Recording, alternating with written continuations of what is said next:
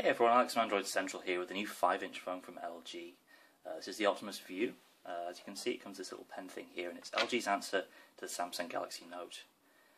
So it's a 4x3 orientation device. It's kind of a bit of a weird squarish shape. We've got a 1024x768 display in the front. Looks pretty nice. It's an IPS panel. LG always has really nice screens. That's no exception here. So on the front we've got these 4 capacitive buttons down below: menu, home, back and search. Around the side we've got volume rocker, and on the top we've got a pretty strange collection of ports. We've got the 3.5mm headphone jack, dedicated screenshot key, this little slider thing here from micro USB, power button, which as you can see is a light there, also doubles as a notification LED. And the craziest part of all, we've got this fold-out aerial which you can use to pick up Korean TV stations and radio broadcasts. There's a dedicated app on the phone for that. So heading around the back we've got 8-megapixel camera, LED flash, LG branding here, and this is SK Telecom's 4G LTE logo. This is the Korean version of this phone.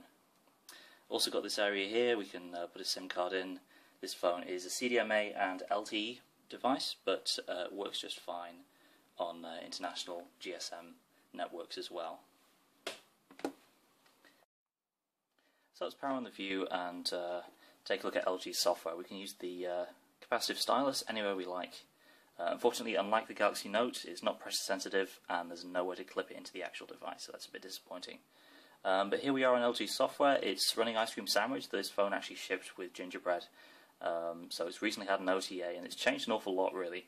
It's also got an update to LG's Optimus UI 3.0, and that's a big update for this phone.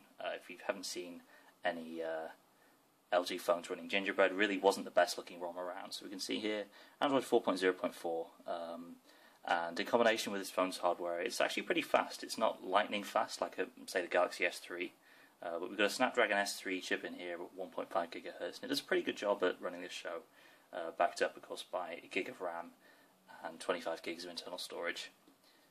So taking a look around the software, we've got some customizations from LG here, but nothing that strays too far from the ICS design guidelines. We've got some settings widgets up here, and we can change these around and customize them. Settings button in the usual place. Really this draws a lot of inspiration from stock ICS, although it definitely has its own look and feel.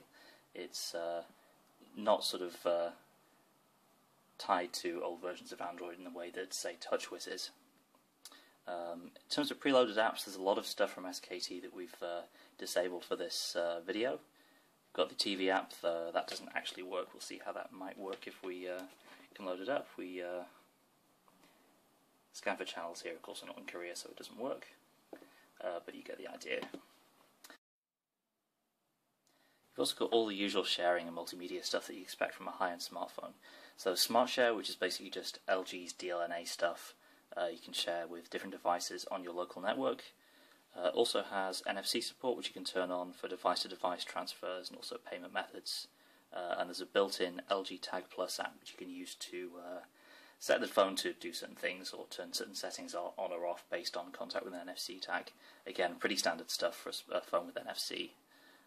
Next up we have Notebook, which is LG's answer to the note-taking software in the Galaxy Note. So you can write text just as normal with the keyboard, or you can just make notes using the capacitive pen. And this actually works pretty well. The pen input is quite nicely done for a capacitive stylus, of course, because you have this rubberized nub to use. It's not quite as precise as what you get with the Galaxy Note.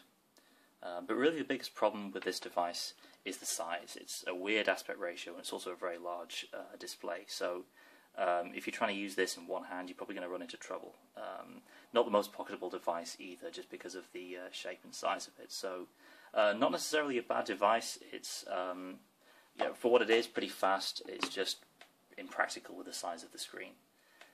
So there you go, very quick first look at the LG Optimus Vu. Thanks for watching.